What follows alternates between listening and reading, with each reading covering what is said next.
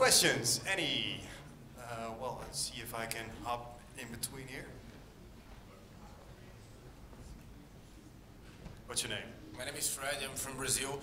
Man, how much of your production do you use analog or digital stuff? And which EQs and compressors you like most?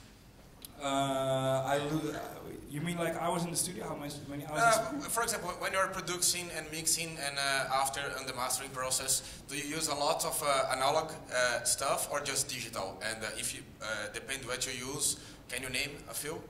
I only use digital stuff if it comes to the plugins. The only analog thing I'm using is the VirusTi synthesizer for the synths. And that's more like the transier big room synths, because I think the VirusTi sounds way better than any soft synth out there.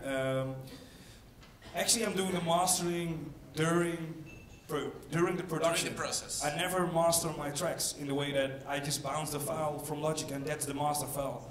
There's no external EQ or whatever. Just the way my track sounds in the very first beginning, that's the mastered version.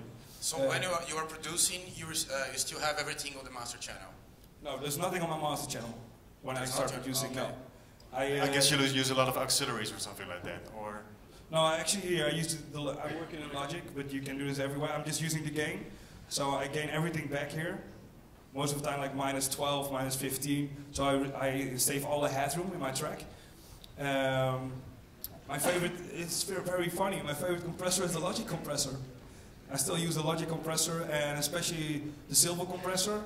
I don't know actually exactly the difference between the normal compressor and the silver compressor, but I really like how the silver compressor makes the transient of the transient, like the attack of whatever, the hi-hat or your kick drum, like way better. And I just open it and leave it like this.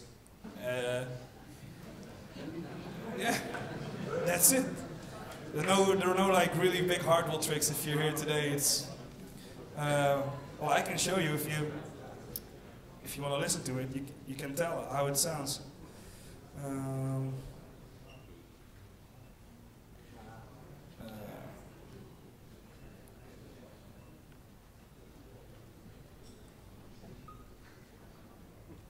Just take a lead. Yeah, hyper lead. Why not?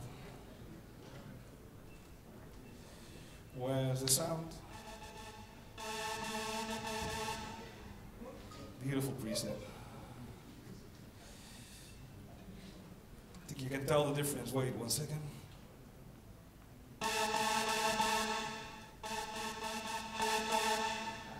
There you go. Just talking about loudness more. Now this is one of. It's getting punchy. It's getting more. It's getting punchy. The reverb sounds way better now. You actually can hear the tail of the reverb. I think this is my favorite compressor, and if it comes to mastering, I use the glue compressor. It's from what's the name of the? Oh yeah, Cytomic, the glue. And for limiting, I use. It depends on the track though. I use from Waves. I use the Lin MB for the mastering limiter. It's a multiband limiter, and most of the time I'm just using the L2, just to cut off like the really small top of it. Okay, have you ever considered sending a track to a really mastering professional? Like in the United States, you got really like big mastering engineers who are famous with that. Yeah, I really did that, and I wasn't really happy with the result. So, no, seriously, because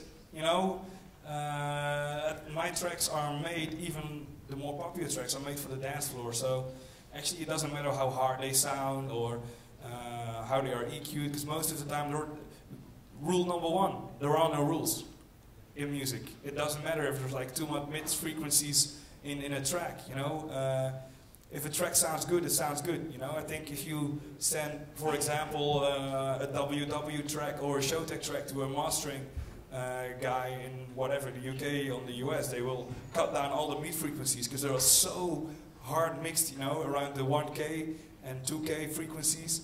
Because that works on a festival. That's the frequency that's, going all the way. Slice it through your ear. Yeah, it slides off your head, literally. And I think if you send it to like a professional mastering company, they will just cut out all those frequencies because it's not their rule to do that. And it's not radio friendly. So they want to enhance the bass and treble and maybe open it exactly. up. And all those mastering companies have like a certain line, the perfect line your track should sound. There is no perfect line your track should sound. The only thing that's perfect is if it works on the dance floor. And maybe it's also character of a track. Exactly, yeah.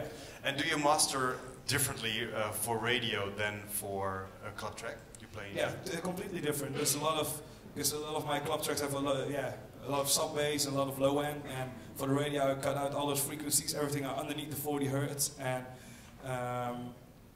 even if it comes to like the loudness war, the way you limit your tracks, you need a lot of headroom if you send your track to the radio, since the radios are already limiting and compressing your track. They really do. Yeah, they really do. So yeah, I need a lot of headroom for the radio.